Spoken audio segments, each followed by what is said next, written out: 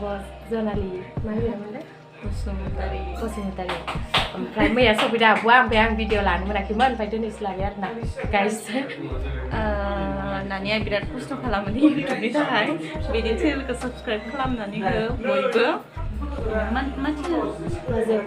रजे official होनो बयबो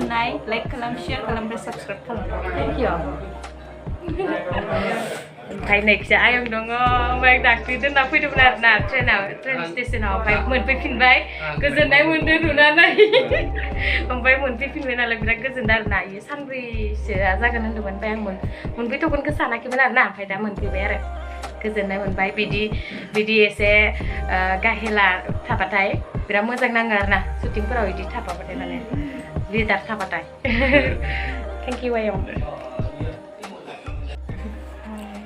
सेलायग्राया ओइ प नकलि बायदि सानखो ना माखो दास्रिलायबाय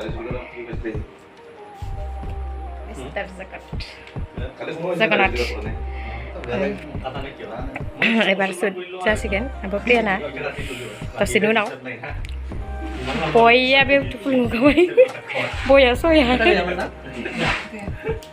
नेक्स्ट जाना दं आब' जनालि ओमफ्राय जाय डाइरेक्टर सारमोनाबो जिरायजना दङ उन्दुनो मा फोजाया नोंखौ उन्दुनो नोङो हराव उन्दुवाखै नामा नोङो उन्दुवाखै आं डिउटि अबेबा सिखाव खावनो थांदोंमोन नामा नोङो अबेबा सिखाव खावनो थांदोंमोन हो लिंकबो नाङा नेट नाङा नोंसिना अ खोरोमा फन हरनो थिनदोंमोन र' बावदोंसो आं फैबाय आदा सनिया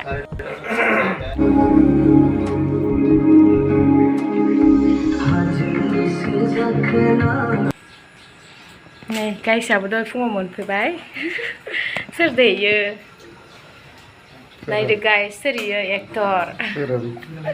एक्टर खोरोम ओमफ्राय नै सोर दे अबे गयदानि ब्लगार ना आव बेंगि अबे गयदानि ब्लगार खौसो मानसावगोन अबे गयदानि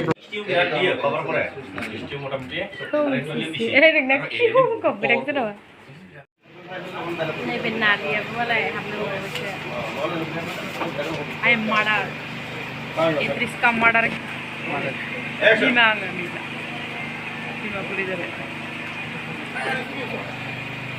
हाजिराव नायनो हाय मोजां दङ दे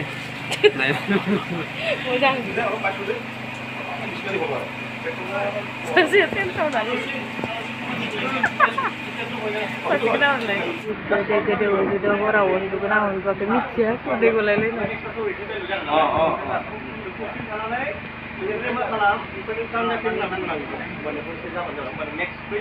हराव उन्दुवा खोमालै गथ'आ बेसेबां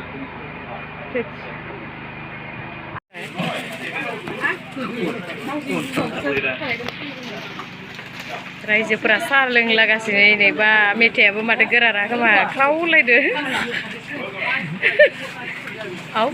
बेंगि ए सुनावबो गोदै मोनजाबाय मा सुनो ओमफ्राय नै आयंआ अ आयंलाय दा आदैया मानो लिपस्टिक फुनना लादोंलाय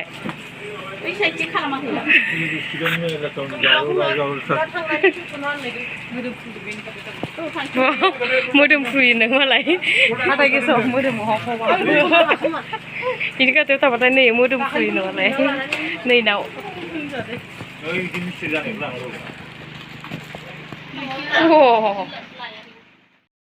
दायो बेलेग लकेसनाव सुट लानो थांगासिनो दं लोगोफोर